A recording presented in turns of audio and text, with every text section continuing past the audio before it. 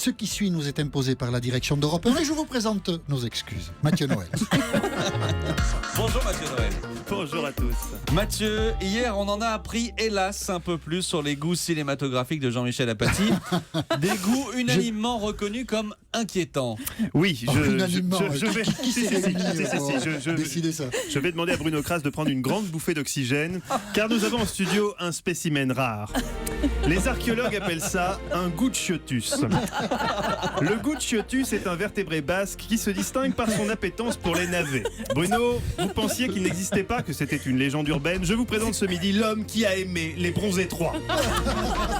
Nous sommes d'accord, aimer les bronzés 3. C'est quasiment mission impossible. Pas pour Gucciotus, dans la DVD tech duquel le gendarme et les extraterrestres et Cinéman figurent également en bonne place. Bien sûr. Et qui a acheté aux enchères une édition collector de Mon curé chez les nudistes commentée par Max Pécasse. C'est moi. C'est lui. Who else? Gucciotus qui hier a donc frappé fort en révélant naïvement, sans réaliser que ça risquait de discréditer tout jugement de valeur qu'il pourrait porter à l'avenir sur n'importe quel sujet, sa passion coupable pour un film dont Michel Blanc lui-même a reconnu n'être pas fier. Les Bronzés 3, qui était quand même un nanar absolu, a quand même fini à 10,3 millions d'entrées. J'avais pas trouvé. Il m'avait fait marrer quand même. On n'est pas nombreux. Je pense que plus personne n'ose le dire, mais moi je m'étais un peu marré quand même. Le courage de Jean-Michel Apathy, c'est beau Jean-Michel. Le courage d'un homme qui avait visiblement besoin de vider son sac. Il avait ça sur le cœur depuis longtemps, il fallait que ça sorte, il fallait que ça soit dit. Pour tous les cinéphiles et Bruno Kras en tête, c'est bien sûr un choc. Un coup de bambou. Quelle valeur accorder désormais au conseil ciné de Jean-Michel? Quand il nous dit par exemple... Si vous me permettez Maxime, je voudrais donner un petit conseil aux auditeurs d'Europe 1. Ah bon? Courez voir La Passion d'Augustine. C'est un film formidable. Faut-il comprendre que si on aime les bronzés 3, on aimera aussi La Passion d'Augustine?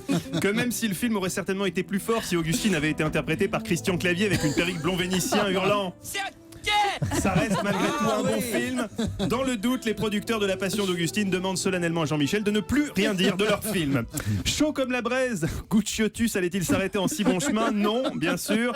Déjà dans le viseur du comité de la carte de presse pour son édito sur le chien martyr Pipite et son enquête sur les vrais pouvoirs magiques des druides, Jean-Michel a enfoncé le clou hier avec une imitation assez bluffante de Jacouille la fripouille.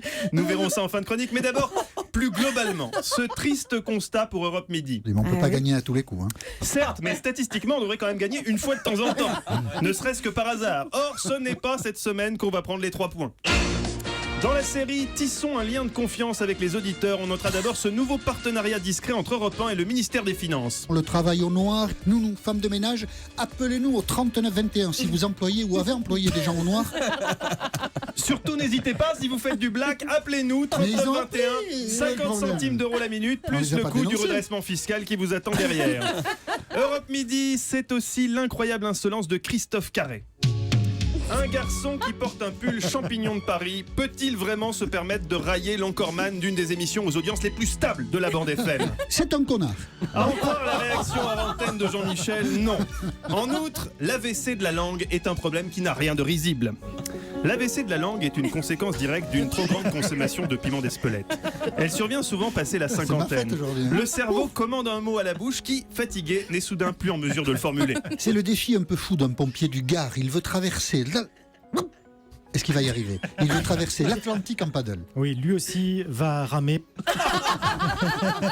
Christophe Carré qui, dès ce week-end, découvrira le charme discret des flashs de nuit. Calmez-vous. Enfin, au rang des bonnes surprises, cette excellente nouvelle pour l'Olympique de Marseille. Le club phocéen est en crise, mais le salut viendra du recrutement avec cette idée de génie. J'ai pas d'autre solution. C'est pas Maxime et moi qui allons reprendre l'OM. Hein. Attendez, Jean-Michel pourrait jouer pour l'OM. On pourrait jouer pour l'OM. Oui, écoutez, je sais pas si ça leur ferait du bien, mais remarquez, vu les joueurs qu'il y a actuellement, on serait pas ridicule. Hein. Oh, bonne mère. Dans les années 90, il a fait les beaux jours du FC Pinchtruck, section handisport. On le surnommait le Pelé mou. Resté dans les annales du football polonais pour être le seul avançant à n'avoir marqué en 10 ans de carrière qu'un seul but et encore contre son camp. Oh. Maxime Switek sauvera-t-il l'OM? On croise les doigts pour que Vincent Labrune lui dise OK. Non, Jean-Michel, non. De grâce, je voulais justement vous éviter cette humiliation. Jetons mettons un voile pudique sur cette imitation de Jacouille, vous conviendrez que ça vaut mieux. Ok. Voilà, les amis, je vous laisse, tâchez de maintenir le niveau. Je rappelle, car le 39-21 sert aussi à ça, que notre opération érotico-caritative continue. Elle vient de fêter ses 53 ans, mais elle veut encore y croire. Amoureux du patrimoine, à la recherche d'une déduction fiscale, investissez dans Eva Rock. Eva qui est toute pimpante Son dôme vient d'être Ah oui. restauré. et qui, rappelons-le, toujours à la recherche d'un mec. Même deux. Même deux, car à 53 ans, la niçoise reste vaillante. 39-21, merci pour elle. Mathieu Noël, mesdames, messieurs.